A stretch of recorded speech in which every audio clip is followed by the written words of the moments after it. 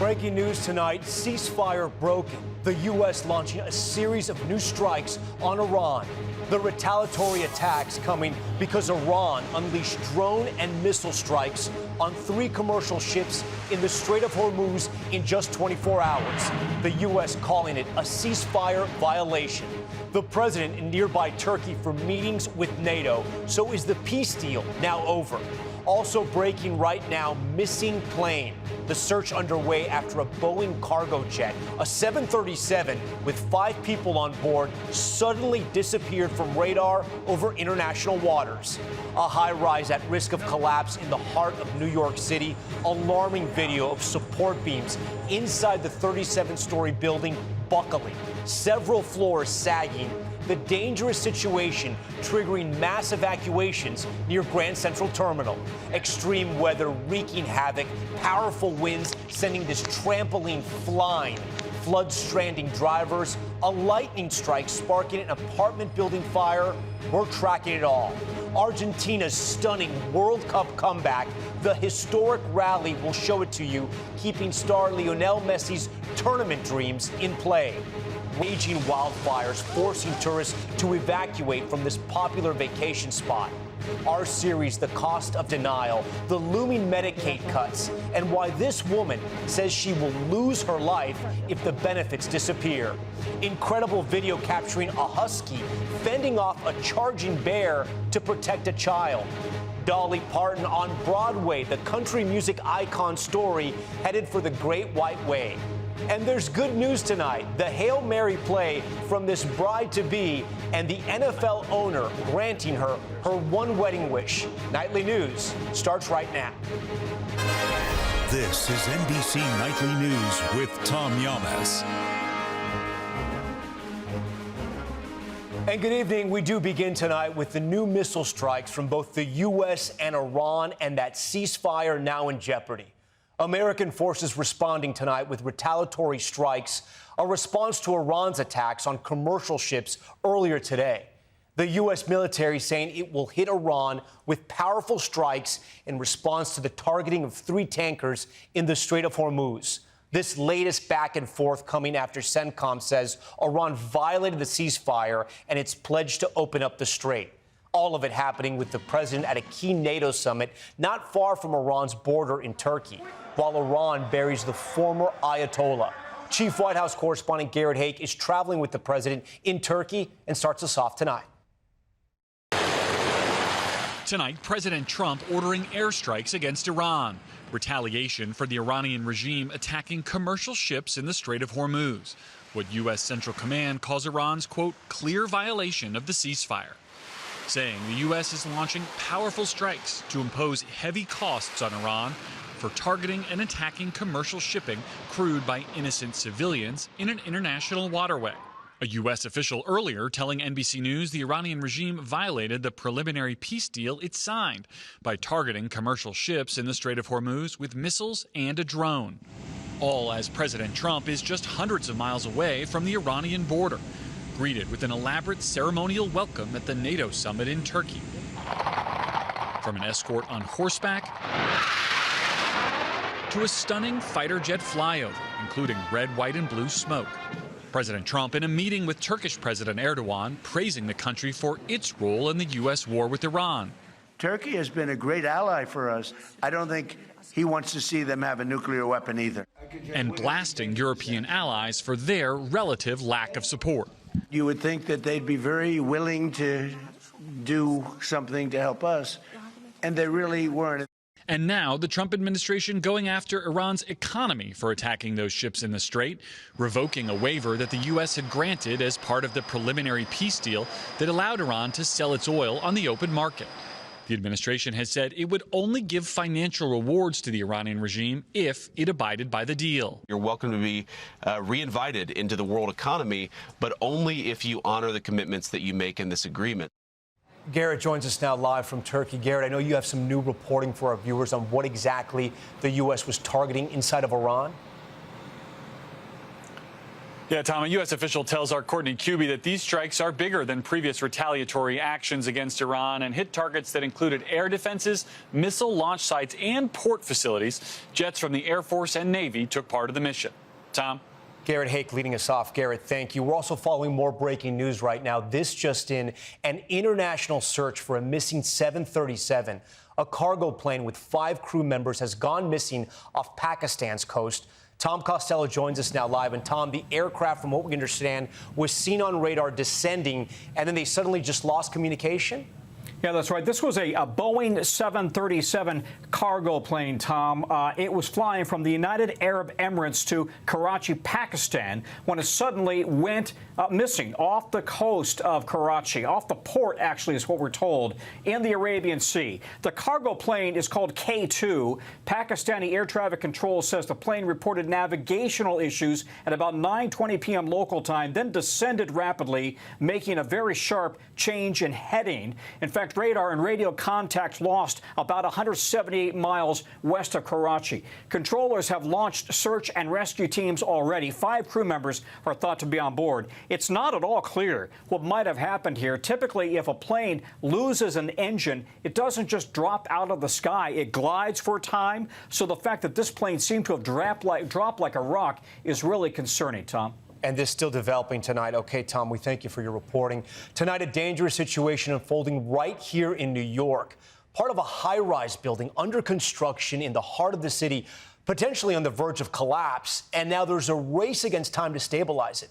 Emily Aketa is at the evacuation zone tonight. Tonight, alarming images from inside a New York City high-rise at risk of partial collapse, with buckling beams and sinking floors. You can see how the building appears to have a slight lean. We're getting reports from the construction that 2 columns buckled on the 21st floor. Construction workers calling in concerns just before 8 a.m. It's not supposed to happen. Columns are not supposed to bend like that. The building, formerly home to Pfizer's global headquarters, is being converted to a 1,600-unit apartment complex as part of a pioneering project, now at the center of what city officials are calling a dangerous situation. Since arriving on scene, we have witnessed additional movement in one of the compromised columns. 150 fire and EMS personnel swarming the scene and evacuating 9 buildings near Grand Central Terminal, according to officials. Schools, hotels, restaurants cleared out. Even a local news station forced to move their broadcast outside. Fortunately, there have been no injuries reported. What's going through your mind as you are evacuating the building?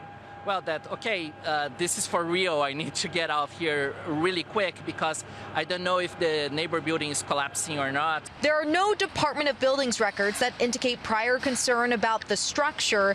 As tonight, the building's developer saying safety is our #1 priority, adding the affected area is a small section of one of the 2 buildings on this site as the race to stabilize this high-rise ramps up.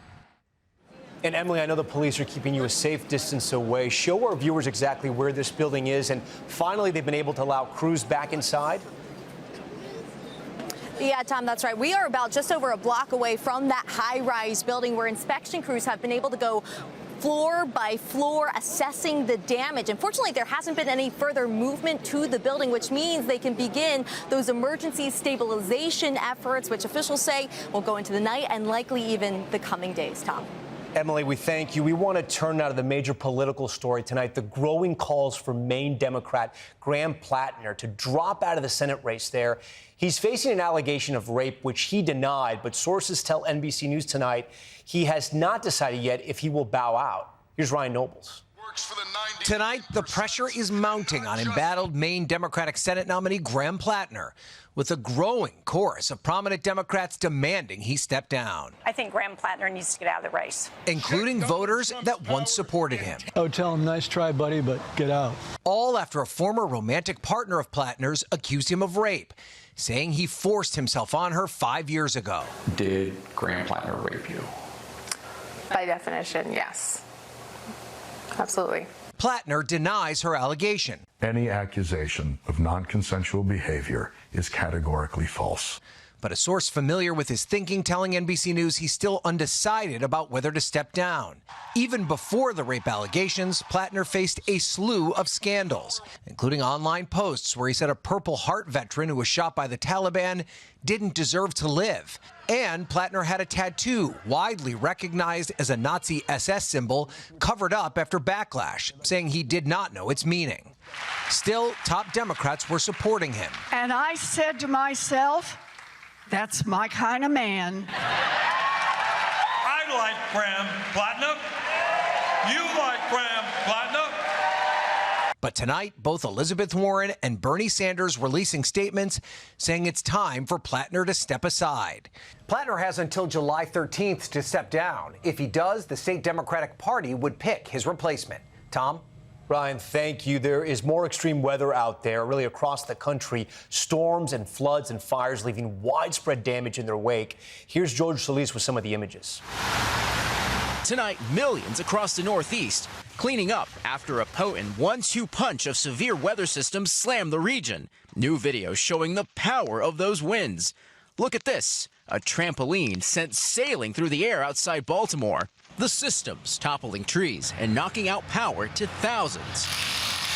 Outside New York City, some families in the dark. They said next week, but hopefully we'll get it in the next few days. And this dramatic rescue effort in Long Branch. Home security video capturing neighbors rushing to a submerged vehicle, checking to make sure no one was trapped inside. In the upper Midwest, severe storms ripping off roofs and collapsing structures overnight in western Minnesota. Multiple tornado reports in the area. And in the south, fire officials in Chattanooga, Tennessee, confirming a lightning strike sparking this fire at an apartment complex, destroying more than 40 units Sunday. Thankfully, no one was hurt. While in the west, illegal fireworks being blamed for igniting this fire southwest of Portland. 8 people now facing criminal charges there. And the Babylon fire in Utah, now scorching more than 150 square miles. Extreme weather testing communities from coast to coast. George Solis, NBC News.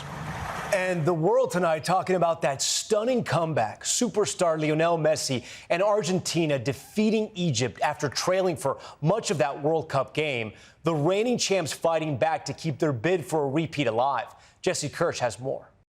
Tonight, somehow, Lionel Messi and Argentina finding a way to beat Egypt in a soccer match for the ages. Egypt striking first before the World Cup's all-time leading goal scorer had a chance to tie it up with this penalty kick. But Messi missed, and Egypt went up 2-0.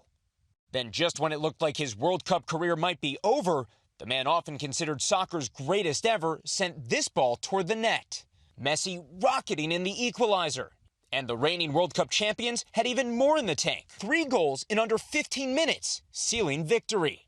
39-year-old Messi still has a shot at winning back-to-back World Cups before his career winds down. Pleasure to meet you. Last year, Messi telling Tom about lifting that trophy. When you held that trophy up and you were on the shoulders of your teammates, what was going through your mind? Cuando ganaste la Copa Mundial, ¿qué estaba pensando? Well, everything I went through and everything I did to achieve that. It was the dream of my life. Meanwhile, last night, the American co-hosts overpowered by Belgium, losing 4-1 in the most-watched soccer game in U.S. history. Over 40 million people witnessing a blowout. The Americans will have to wait 4 years as the team still standing race toward the finish. Jesse Kirsch, NBC News. And we're back in just 60 seconds with our series, The Cost of Denial. Why looming Medicaid cuts may force people with disabilities from their homes. And the Husky to the rescue. Look at this. The incredible video showing the moment this dog kept a child safe from a bear. That's next.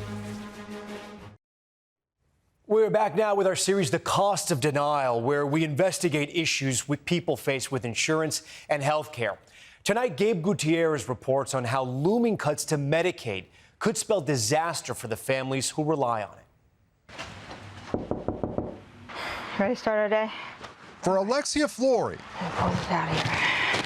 even just getting out of bed each morning can be a struggle. There you go.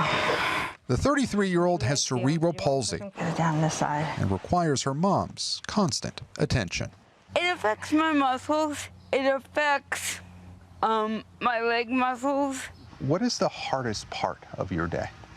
The hardest part of my day is waiting for someone to help me get things done because there's so much I want to do that I can't do myself.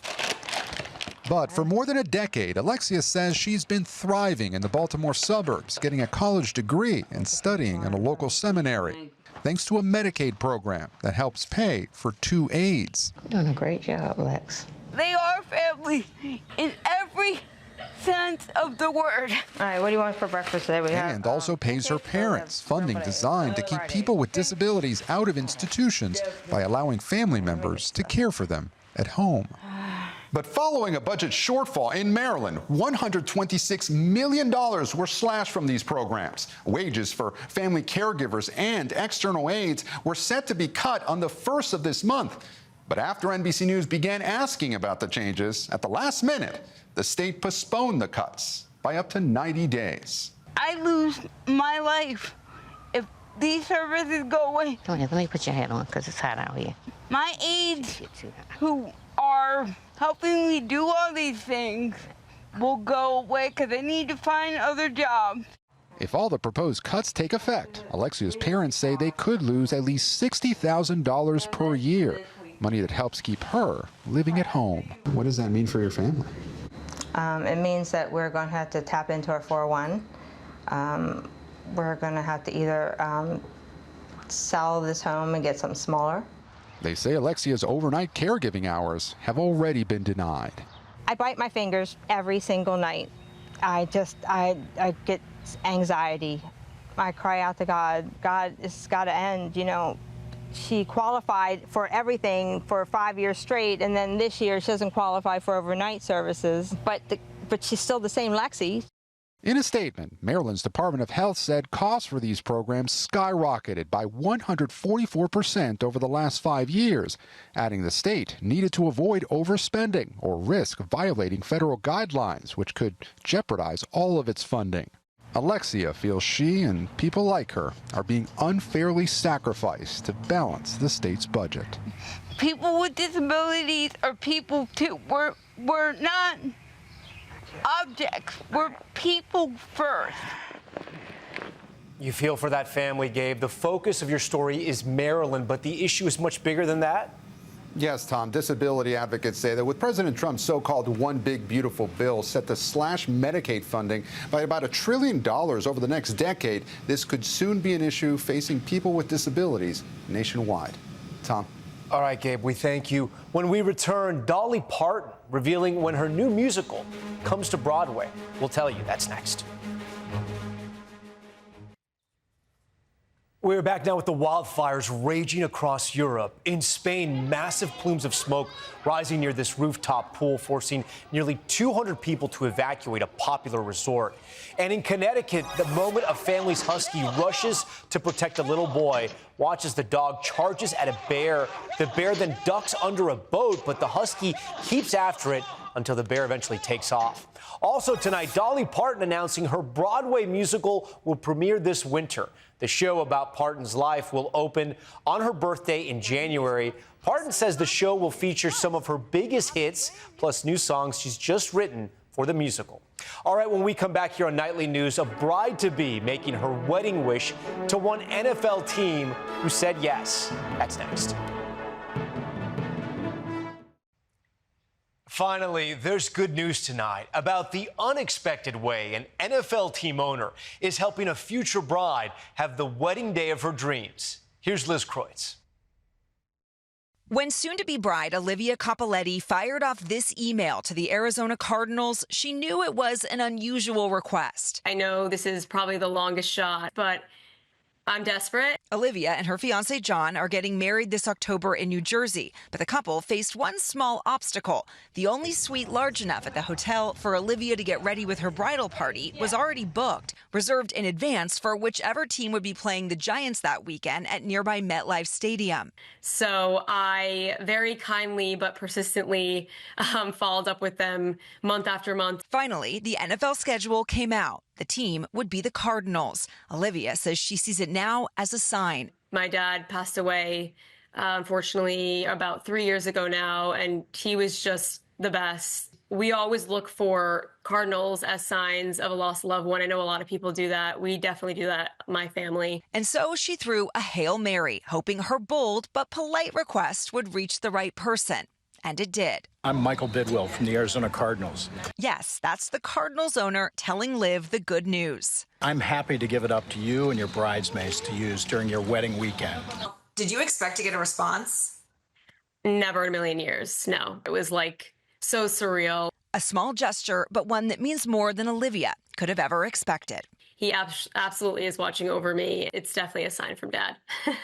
Liz Kreutz, NBC News. All right, that does it for us. That's Nightly News for this Tuesday. I'm Tom Llamas. We thank you so much for watching. Tonight and always, we're here for you. Good night. We thank you for watching. And remember, stay updated on breaking news and top stories on the NBC News app or watch live on our YouTube channel.